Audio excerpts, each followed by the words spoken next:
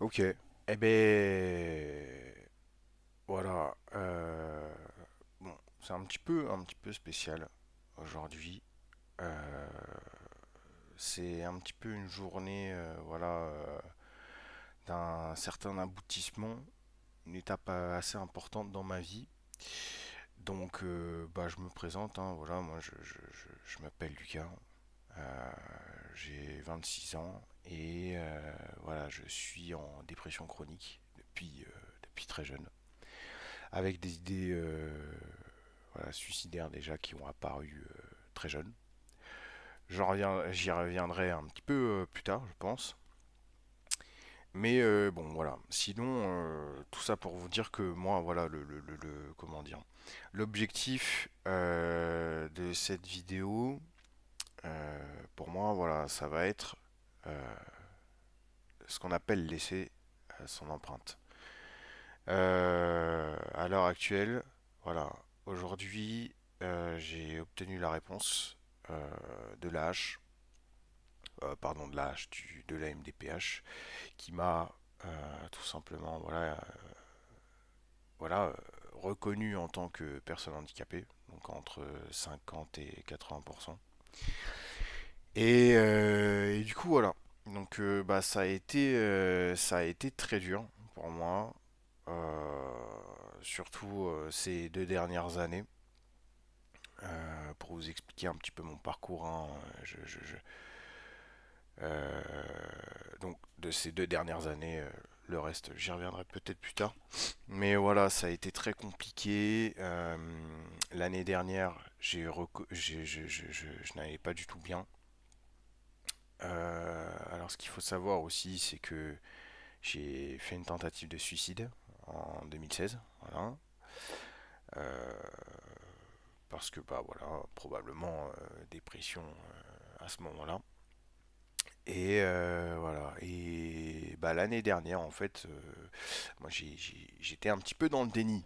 C'est-à-dire que je me voyais, pour moi en fait, en 2016, je n'avais absolument aucun problème dans ma tête. Je me suis dit, ok, ok, tout va bien. 2 semaines plus tard, je disais, ouais, tout va bien, il n'y a pas de problème. Non, non, je vais bien, je vais bien. Alors que pas du tout. En fait, je suis resté voilà, dans le déni durant toutes ces années.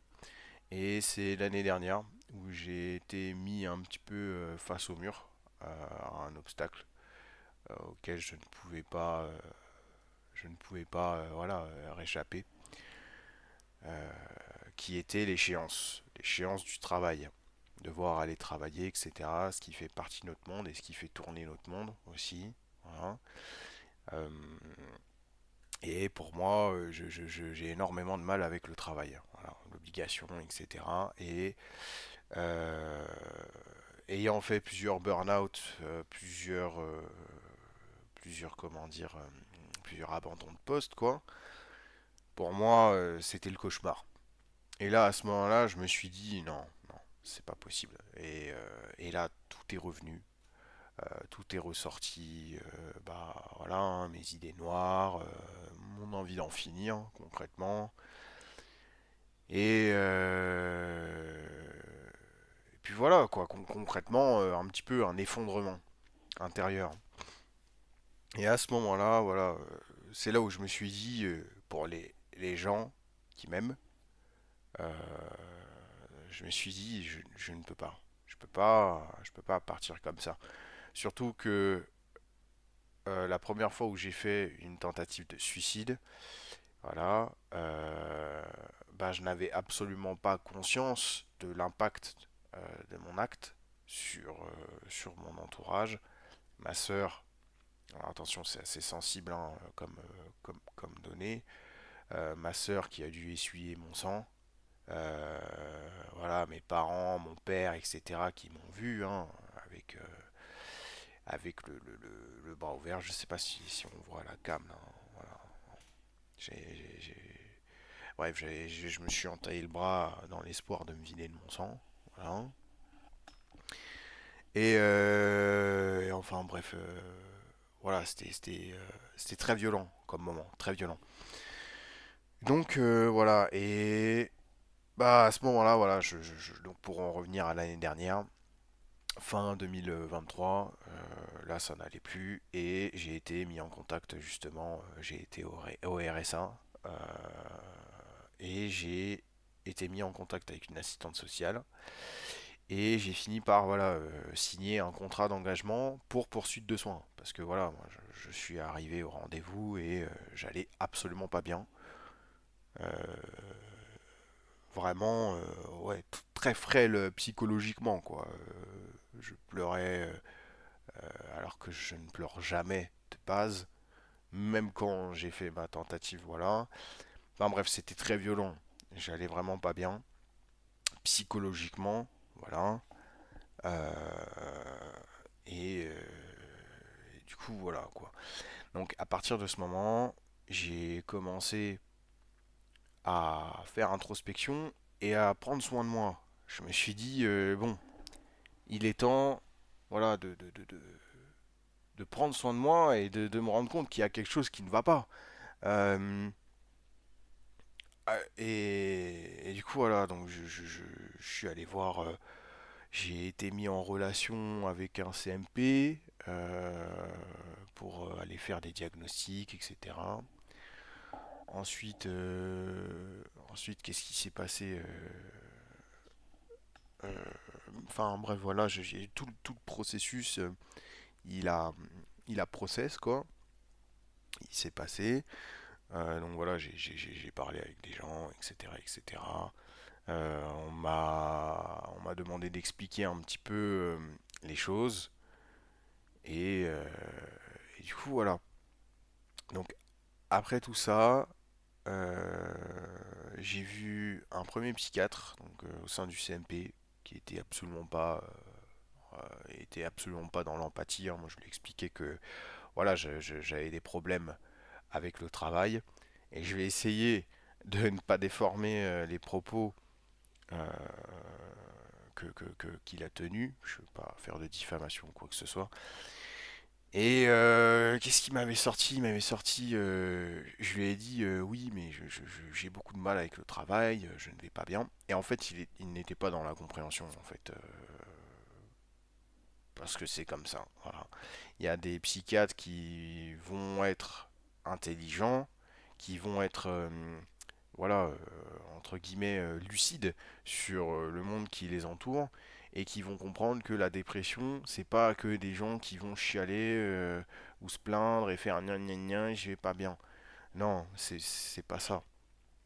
Donc, donc voilà, et ce gars-là, je ne citerai pas son nom, voilà, parce que je veux pas faire de polémique ou je sais pas quoi.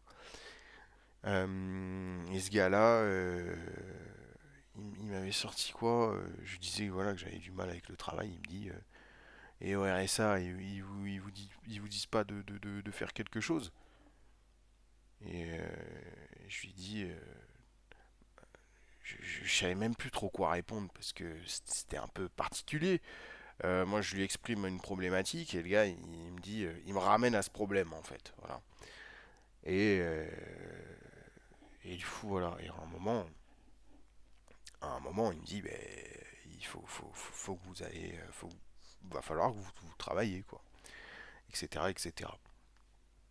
Et je me suis dit, je suis ressorti de ce rendez-vous, et je me sentais encore pire. Des ruminations intempestives où je me disais, mais c'est pas possible. En fait, mon mal-être, il est inexistant. Je fais du cirque, quoi, du cinéma. C'est pas réel. Je suis juste un lâche, quoi. Un lâche incapable, etc. Enfin bref, tout ce qui concerne ouais, les ruminations négatives. Voilà. Donc, voilà. Ensuite, euh, je suis allé à un deuxième rendez-vous avec lui. Et le gars, voilà, c'était pareil, hein. Toujours le même refrain. Et puis il était, je sais plus comment, je sais pas si on dit du dédain, mais attendez, vous savez quoi? On a internet, je vais chercher dédain. Ah, c'est important. fait de dédaigner, oui. Regarder quelqu'un avec dédain. Mépris orgueilleux, ouais, exprimé par l'attitude, le ton, les manières. Bah voilà, il y avait un peu de ça, quoi. Le type, il était dans une forme de dédain,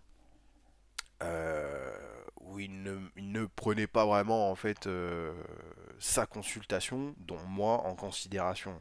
Voilà.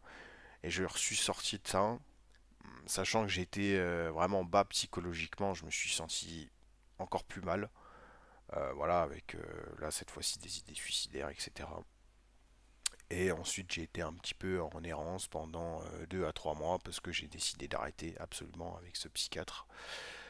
Parce que voilà, j'ai quand même, j'ai réussi à en parler à mon entourage et voilà, ils m'ont expliqué que ça n'a, enfin, que c'est pas à moi en fait de m'adapter à ce genre d'énergumène. Vous voyez, ce genre de personnes qui ne sont pas vraiment professionnelles ou qui sont un petit peu dans le rejet ou des choses comme ça. Pardon. Ensuite, ensuite voilà, j'avais eu un rendez-vous avec mon assistante sociale au RSA et j'ai fini voilà par avoir un rendez-vous. Euh, et elle a fini par appeler le docteur Angieux. Enfin, comment dire, avant, j'avais pris rendez-vous avec mon médecin traitant pour lui expliquer que voilà, il y avait eu des problèmes, quoi.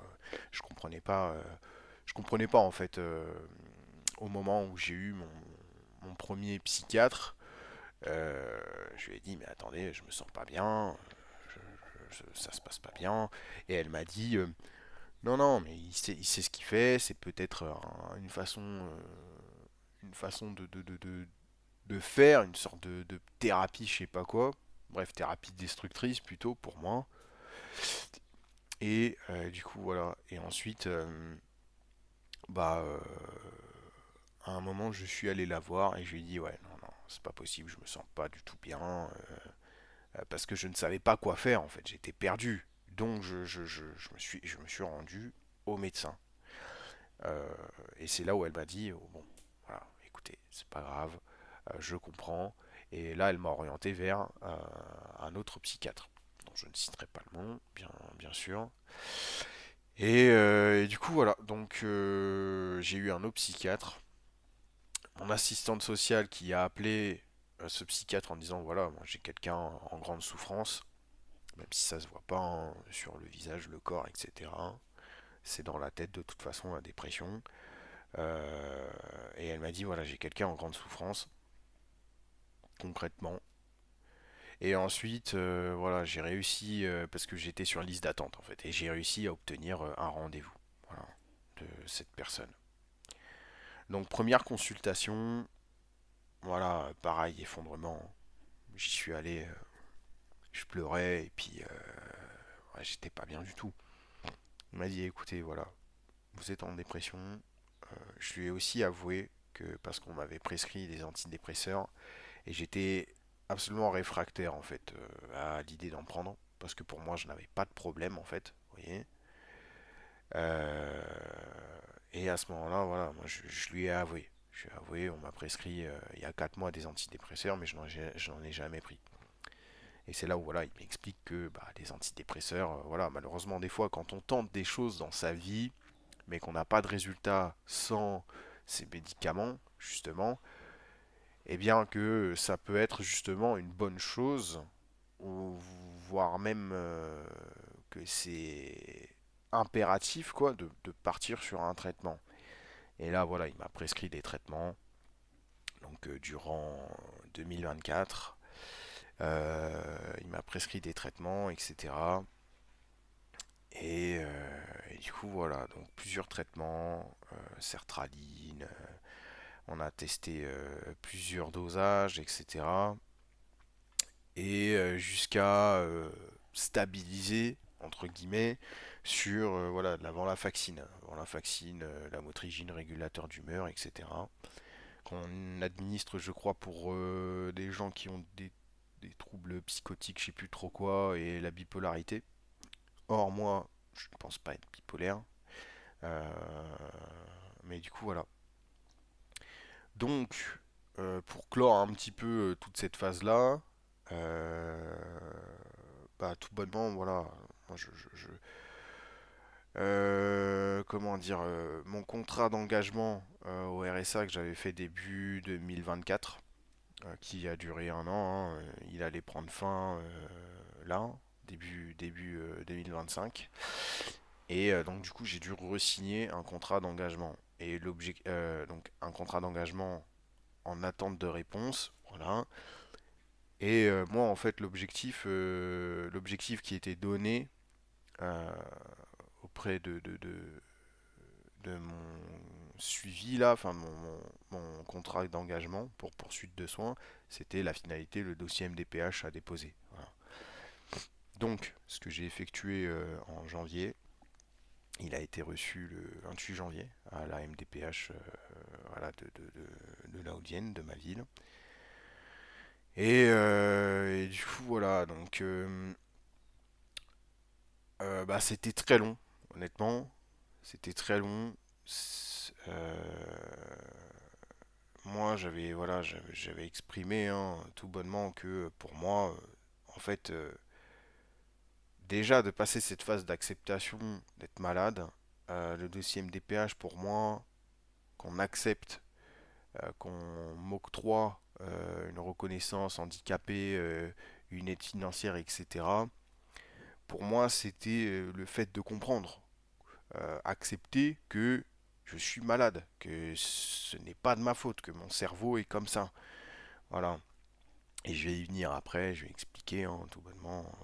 J'ai regardé là sur OpenAI, parce que j'utilisais très peu OpenAI, mais j'ai regardé et voilà, sur OpenAI, c'est un outil très fort, voilà, que j'aime bien utiliser. Et enfin bref, c'était vraiment compliqué pour moi, voilà. C'était un très long parcours et aujourd'hui j'ai obtenu la réponse du dossier MDPH voilà, qui m'a octroyé un handicap compris entre 50 et 70%, 80% quoi, ainsi qu'une RQTH. Donc voilà, aujourd'hui, voilà, c'est un petit peu la conclusion de ces 2 dernières années, voilà, qui étaient très dures, parce que voilà, hein, je suis passé par des phases de haut, de bas, des phases où il n'y avait plus aucune envie particulière, enfin, aucune envie, quoi, de vivre, de prospérer, quoi que ce soit, en fait. Tout ce qui restait à faire, c'était dormir. C'est vraiment une chute brutale en fait, une interruption dans sa vie avec soi-même. Psychologiquement, on n'est plus là. Genre physiquement, on est là, mais psychologiquement, c'est le néant quoi. Il y a envie de rien, pas de plaisir à manger, rien, juste rien, le néant quoi. Pas de plaisir à manger, mais on fait les choses pour s'entretenir, un minimum. Voilà, des fois, on est là, on prend pas de douche pendant 2 jours, 3 jours. Euh, Voilà, pareil, des fois, faire la vaisselle, faire le ménage, la lessive.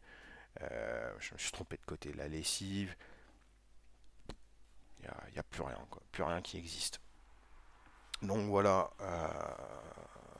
Et du coup, voilà. Donc, à l'heure actuelle, voilà, moi, pourquoi je fais cette vidéo, c'est euh, parce que, comment dire, bah, déjà, c'est moi, j'essaye de me fixer des objectifs. Vous voyez. Moi, je sais que voilà, je suis connu au sein de la communauté Mania, etc. Mais j'essaie de me fixer des objectifs parce que la léthargie amène à la dépression et la dépression amène à la léthargie. En fait, c'est un cercle sans fin, quoi. C'est interminable. Et mon objectif, c'est de m'en sortir. Honnêtement, c'est de m'en sortir. Initialement, je vais le dire, hein, je vais être honnête, moi j'ai envie de m'en sortir pour les gens qui m'aiment, ceux qui sont autour de moi. Voilà. Euh, Parce que, bah voilà, je ne veux pas leur faire du mal en me suicidant. Voilà, on va dire les termes. Parce que j'ai des idées suicidaires, voilà. Et je ne veux pas leur faire du mal. Parce que maintenant, j'ai une vision des choses, voilà, un peu plus adulte. Et je comprends l'impact que cela pourrait avoir. Que ce soit une dépression qui dure sur 6 mois comme un trauma à vie, parce que c'est des choses, un suicide, je pense, faire vivre ça à son entourage, ça doit être très dur, voilà. Euh, et c'est ce que je ne veux pas. Je n'aime pas faire mal aux gens. C'est pas dans mon truc. Donc, voilà, donc mon... Attendez, je vais me moucher, je suis désolé.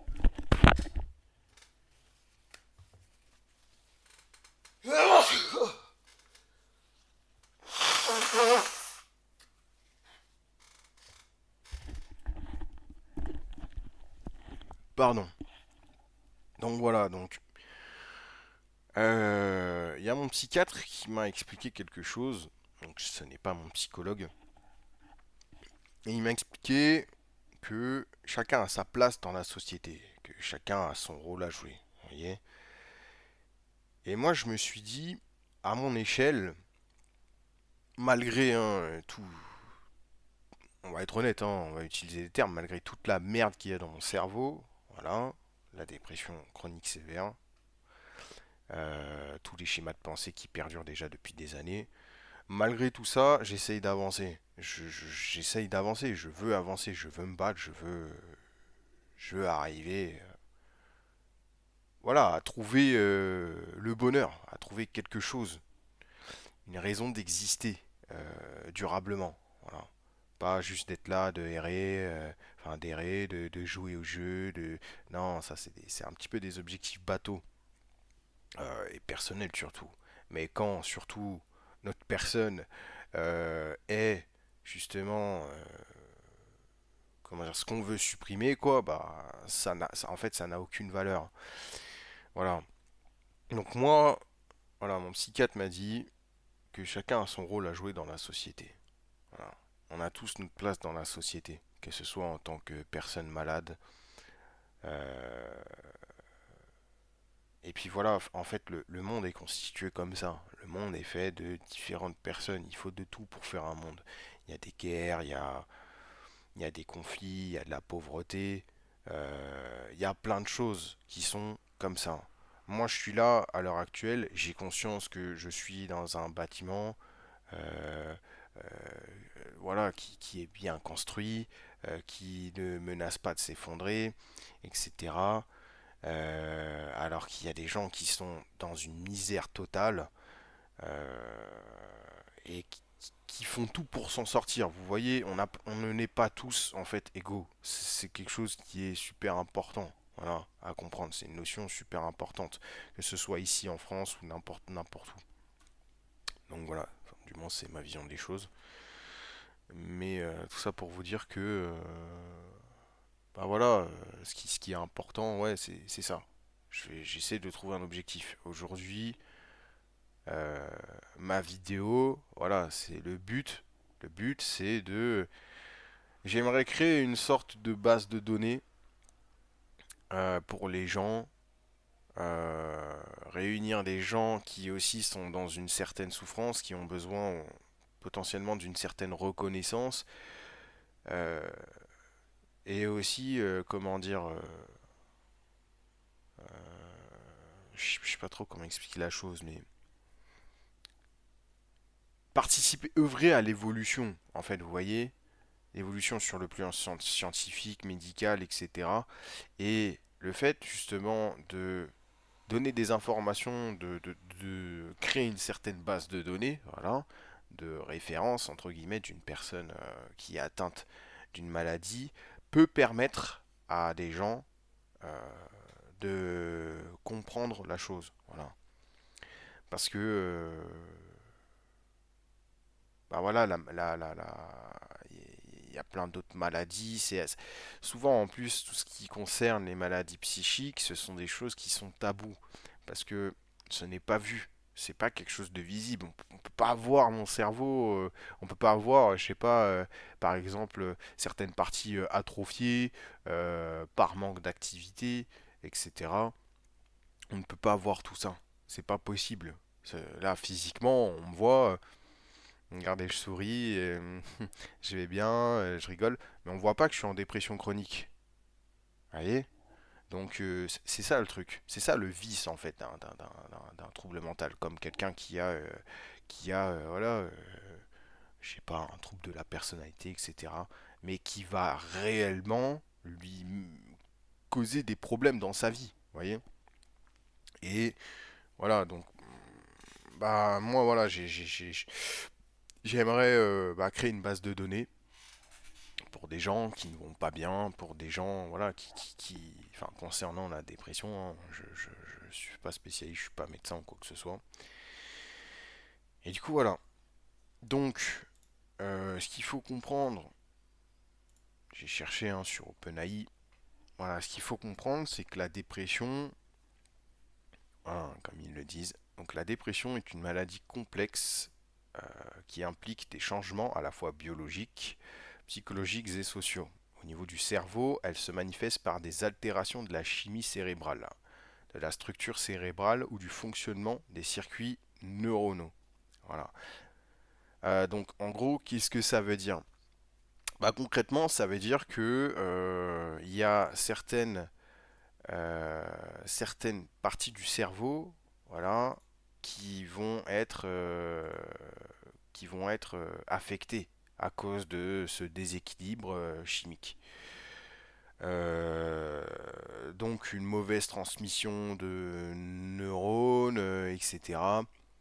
Comme une perte de données, comme je sais pas moi, un tuyau d'eau. Souvent j'aime bien utiliser cette métaphore. C'est voilà un tuyau d'eau. euh, on le coupe, il y a moins de pression à la sortie et il y a une fuite. Il y a une fuite. Voilà. Bah, la dépression, c'est un petit peu la même chose. C'est-à-dire que c'est quelque chose qu'on ne voit pas, mais le résultat final, voilà, plutôt que de fonctionner correctement, on a moins de pression, on a moins de ceci, de cela dans le tuyau. Bah, pour le cerveau, c'est ça. On a moins d'humeur, l'humeur est impactée. Enfin, il y a plein de choses qui sont impactées. Toutes les dépressions ne sont pas pareilles. Ça, c'est pareil. C'est quelque chose d'important à comprendre. Elle est. Alors, ça, je dis ça parce que je me suis renseigné. Voilà. La dépression, c'est propre à chaque personne et c'est lié à l'histoire de la personne en question. Vous voyez, quelqu'un qui va tomber en dépression parce qu'elle a perdu son chien, dépression sévère, hein. Voilà, perte totale de plaisir, perte d'envie de vivre, tentative de suicide. Une personne qui va perdre son chien à cause de ça, eh bien, bah voilà, vous voyez, enfin non, pardon, une personne qui va être en dépression à cause de la perte de son chien, pas l'inverse, euh, bah voilà, là, voilà, elle va vivre un enfer, elle va vivre le cauchemar incarné sur Terre. Voilà. Moi, je ne souhaite ça à personne, hein. La dépression ou quoi que ce soit, je ne le souhaite à personne. Parce que c'est quelque chose, on n'a absolument aucun contrôle là-dessus. Voilà. On nous donne des médicaments, etc., des ceci, des cela, mais c'est, euh, ça a un petit peu un effet placebo, vous voyez. Alors tout dépend des traitements, par contre. Ça dépend, encore une fois, de chaque personne.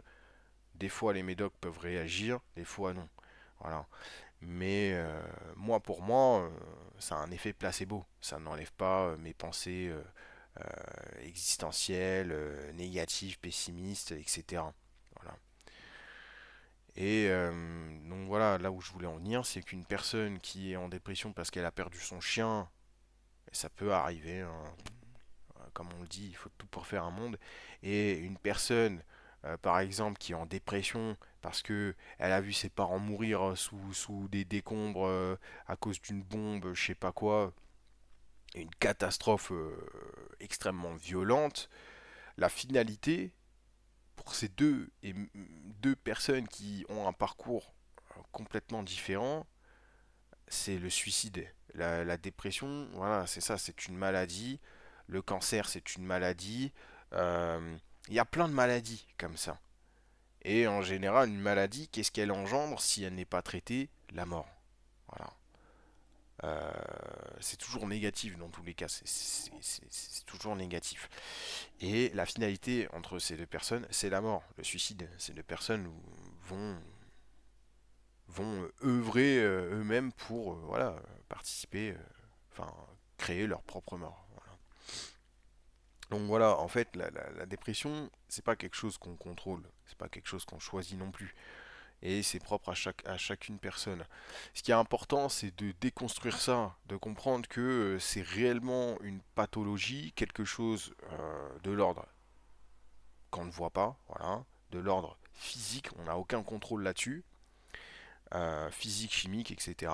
Et que, bah voilà, en fait, c'est le même refrain quasiment pour n'importe qui est en dépression.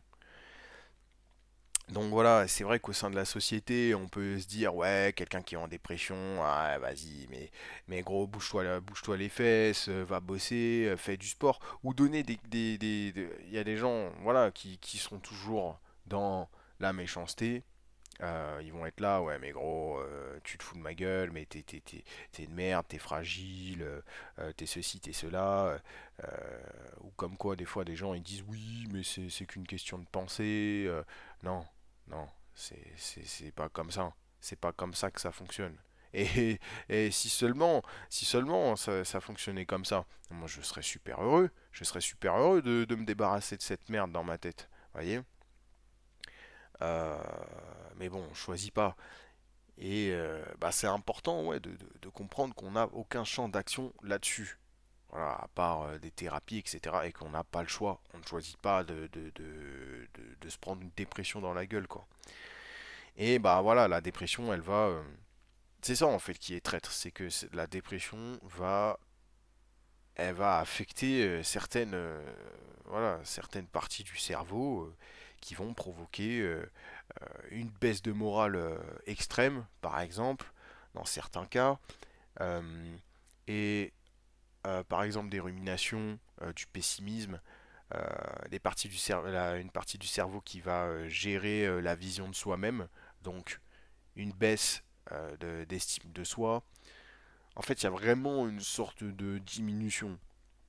euh, Quelque chose qui est négatif, quoi. Comme une baisse, en fait. Vous voyez, bah, un équilibre, la balance, il y a une partie qui ne va pas bien. Comme quelqu'un, je sais pas, qui est. Ouais, non, j'allais donner un exemple de merde, mais je sais pas, quelqu'un qui est super heureux dans sa vie. Enfin, comment dire. J'allais essayer de comparer une balance, mais c'est un peu de la merde. Bref, on va aborder le truc. Mais du coup, voilà. Donc, on ne choisit pas cet équilibre. Et bah écoutez, voilà, moi je fais cette vidéo aujourd'hui parce que pour moi c'est une petite victoire. Aujourd'hui, euh, j'ai réussi, voilà, à survivre. Comme l'a dit mon psychiatre, hein, moi si je suis toujours en vie à l'heure actuelle, c'est parce que je continue de me battre. C'est très difficile parce que voilà, j'ai 26 ans et même en disant ça, vous voyez, je pense voilà à la mort, etc. Parce que bah voilà, pour moi, la mort, en fait, et pour beaucoup de personnes qui souffrent, euh, tous ces schémas de pensée, en fait, qui sont entretenus dans le cerveau, la mort, c'est la solution. La solution pour mettre fin à toute cette souffrance, fin à tous ces schémas qu'on emprunte comme ça instinctivement, parce que parce qu'on s'est développé comme ça, notre cerveau s'est développé comme ça. On a une vision des choses pessimistes, etc. Et là, en plus, je suis dans un élan de lucidité, mais lors d'une crise suicidaire, je suis envahi par toutes ces pensées négatives. Le fait que le monde actuel dans lequel je suis ne me convient pas, que je ne suis pas fait pour ce monde, que ce monde pue la merde, etc. Euh, le monde du travail qui exploite les gens, etc. C'est vraiment une vision des choses extrêmement pessimiste et c'est de la gangrène en fait. Vous voyez, on se bouffe de l'intérieur et à partir d'un moment, quand on a tellement de ruminations, des ruminations qui sont causées par justement le déséquilibre chimique, donc la balance, hein, normalement, par exemple, vous avez un rendez-vous, je sais pas, un rendez-vous galant ou à un entretien d'embauche, vous vous dites, bon ok, je vais me préparer, ça se trouve, on va pas m'accepter, mais on peut m'accepter aussi. Donc je vais faire de mon mieux.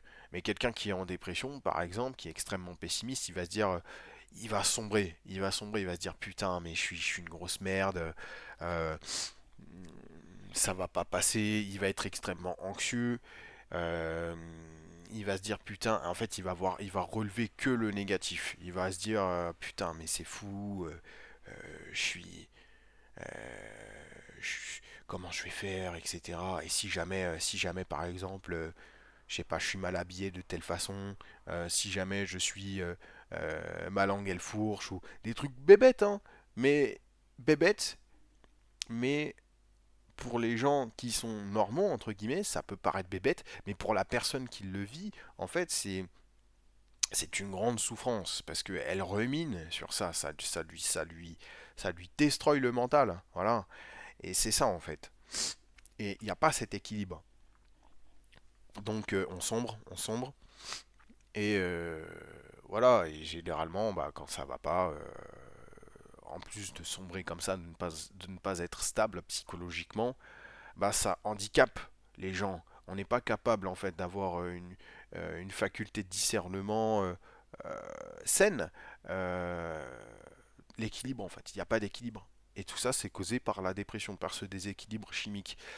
Donc, déséquilibre qui va entraîner un poids en fait supplémentaire à supporter. Et lorsque ce poids devient trop lourd, trop dur à supporter, c'est la fin. Il y a combien de suicides par an, je crois, 700 000, un truc comme ça. Je regarde, hein. Voilà, entre 2015 et 2017, en France entière, hein, hors Mayotte, le taux de décès par suicide est de 14 pour 100 000 habitants. Vous voyez, c'est énorme quand même. 14 pour 100 000 habitants, c'est un ratio, voilà, c'est pas anodin, quoi. C'est pas anodin. C'est que ça existe, c'est réel. Et moi, en 2016, si ce jour-là, j'avais trouvé le pistolet que mon père, il y avait un pistolet chez moi. Si je l'avais trouvé, je ne serais pas là, en train de parler. Voilà. Donc, bah voilà, la dépression, c'est quelque chose qu'il faut déconstruire, qu'il faut analyser, comprendre. Je suis en dépression chronique sévère, voilà. Donc j'ai énormément de schémas de pensée négatifs, de vision des choses pessimistes. Je n'arrive pas à bouger seul, par exemple, faire des choses tout seul, sortir ou autre. Je n'éprouve pas d'envie particulière. Donc voilà, moi, enfin, il y a plein de choses différentes, quoi. Mon mal-être avec le travail, pour moi, travailler, c'est vraiment une sévice. J'ai essayé, vous voyez. J'ai- Parce que la souffrance, ok, elle peut exister. Il y a des gens, voilà, qui peuvent avoir de l'anxiété, qui peuvent avoir de la peur. Moi, j'ai tenté des choses. J'ai tenté des choses dans ma vie, voilà. J'ai travaillé à l'usine à mes 19 ans, voilà, d'ailleurs. Je vais en avoir 27 le mois prochain. Donc j'ai travaillé à mes 19 ans pour la première fois et j'ai enchaîné, en fait, j'ai enchaîné un petit peu plusieurs choses, quoi. Travail, formation, euh, et voilà. Et c'est toujours le même refrain. Toujours un échec, toujours une souffrance, des ruminations très grandes, parce que j'ai ce déséquilibre, en fait, dans mon cerveau, vous voyez. Comme ma webcam, par exemple, vous voyez, c'est un petit peu comment dire, poétique. Mais vous voyez, là, depuis le début de la vidéo, la webcam qui est un petit peu tordue, bah c'est ça. C'est un peu symbolique, le symbole euh, de ce déséquilibre. Voilà. Et ça, j'ai, je n'arrivais pas à le comprendre avant, mais je ne l'ai jamais choisi. Et en fait, quoi qu'on fasse, bah, tant qu'en fait il y a ce déséquilibre chimique dans le cerveau, on peut pas faire, je sais pas quoi, des ceci, des cela, mettre ses doigts, toucher son visage. Non, ça n'existe pas. Ça n'existe pas. Euh, on peut pas modifier le truc tout seul. C'est pas possible. On peut pas en sortir tout seul. Voilà, quoi, qu'on fasse du sport, qu'on fasse des ceci, des cela, le déséquilibre est toujours présent. Donc en fait, l'effort à fournir pour une personne en dépression, c'est extrêmement plus dur que une personne qui est stable. Hein, qui est stable, quoi. Ouais, attendez, ouais, voilà. Donc voilà, donc bah, c'est ma première vidéo pour vous expliquer un petit peu mon parcours. J'ai envie de, voilà, de créer une base de données, d'offrir ma voix en fait à ce monde, d'offrir voilà, une base de données, une connaissance, un partage euh, pour des gens aussi voilà, qui ne vont pas bien, etc. Sachez que la souffrance intérieure, en fait, il faut absolument pas être dans à minimiser les souffrances. Il ne faut pas être comme ça parce que c'est la porte ouverte à l'autodestruction. Voilà.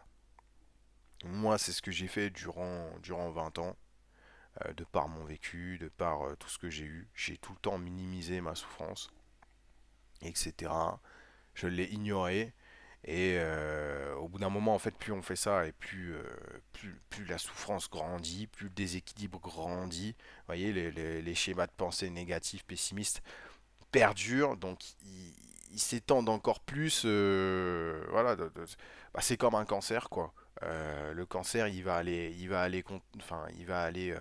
altérer plusieurs cellules, voilà, et, et plus il y a de cellules consumées et plus le cancer s'étend. Bah, c'est pareil en fait pour la dépression. Voilà. Euh, Plus le temps perdure avec ce déséquilibre et plus le déséquilibre se fait. Vous voyez, les pensées noires, les idées suicidaires, tout grandit en fait. Tout se gangrène quoi. Et pour déconstruire tout ça, voilà, bah, c'est très dur. Donc moi, tout ce que je préconise euh, aux personnes qui sont voilà, en souffrance, c'est ça.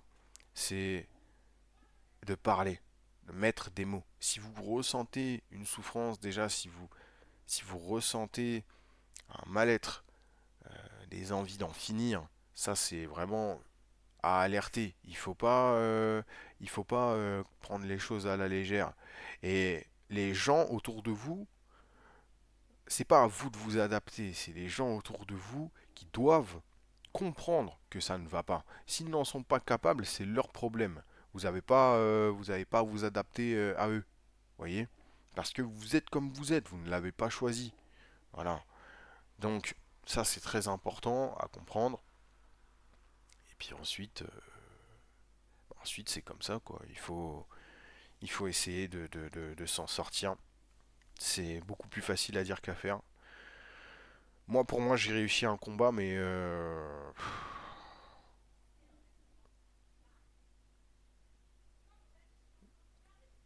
ouais c'est dur, hein. Franchement c'est dur. Ouais j'ai un petit peu voilà, de l'émotion. Mais pour moi ça a été très long. C'est le début.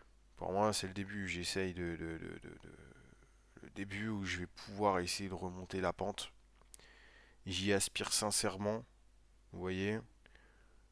Euh, j'ai toujours mes peurs hein, qui perdurent, mes schémas de pensée liés voilà, au monde du travail, les échéances, etc., l'obligation. Mais je veux m'en sortir et je le souhaite à n'importe qui d'autre. Voilà. Euh, et voilà, bah, c'est la première vidéo, donc plutôt longue. Et j'essaierai peut-être de faire plusieurs vidéos à la suite pour créer justement une base de données, euh, montrer une certaine évolution, s'il y en a une, d'un parcours, je l'espère. Et aussi parce que j'ai besoin d'aide. Voilà. J'ai besoin d'aide. J'ai besoin d'aide pour être compris, pour ne moins me sentir seul, voyez. J'ai besoin d'aide pour pas mal de choses. Parce que l'être humain, c'est un être sociable qui ne peut pas être seul, voyez. Et moi, à l'heure actuelle, je me sens terriblement seul. Je ne suis pas capable de faire les choses voilà, tout seul, de me donner de l'amour. Euh, mais je sais que voilà, aider les gens, mon psychiatre me l'a dit, euh, moi j'aime aider les gens. Moi je suis quelqu'un de très humaniste. Et voilà, en fait je me suis dit que ce que je pouvais apporter c'était ça. Une parole, une expérience. Et puis voilà quoi, juste un moment, voilà, simple. Regardez, moi je suis là, il fait chaud, donc je suis torse-poil. Je suis là. J'existe en tant que moi, en tant que Lucas.